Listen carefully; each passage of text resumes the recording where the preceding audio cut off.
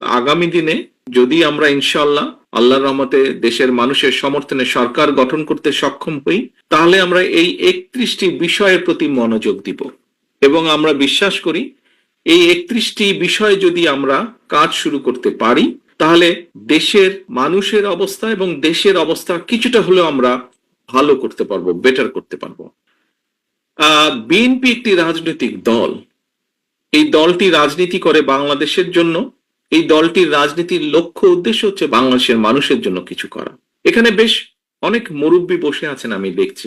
মুরব্বী যারা আছেন আপনাদের নিশ্চয়ই খেয়াল আছে, শহীদ রাষ্ট্রপতি জিয়াউর রহমান যখন দেশের দায়িত্বভার গ্রহণ করেন, তারপরে কতগুলো পরিবর্তন এসেছিল।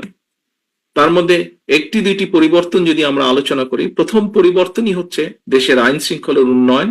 দ্বিতীয় আরেকটি বড় পরিবর্তন হচ্ছে যে 74 সালে যেই দুর্ভিক্ষে লক্ষ লক্ষ মানুষ না খেতে পেয়ে মারা গিয়েছিল, শহীদ জিয়ার সময় খাল খননের মাধ্যমে খাদ্য উৎপাদন বৃদ্ধি করা হয়েছিল, যাতে করে খাদ্যের অভাবে মানুষ মারা না যায়।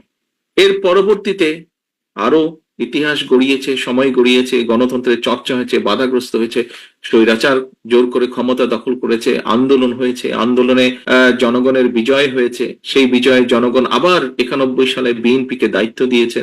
বিএনপিকে দায়িত্ব দেওয়ার পরে দেশনেত্রী খালেদা জিয়া দায়িত্বভার গ্রহণ করেছে। তখনও আমরা দেখেছি কিছু পরিবর্তন হয়েছে। কি পরিবর্তন? এগোনোর চেষ্টা করেছে দেশ সামনে। আমরা দেখেছি নারীদের শিক্ষার ব্যাপারে একটি যুগান্তকারী পদক্ষেপ গ্রহণ করা হয়েছে।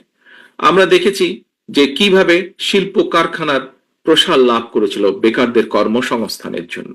আমাদের লক্ষ্য এবং উদ্দেশ্য হচ্ছে দেশ এবং দেশের মানুষ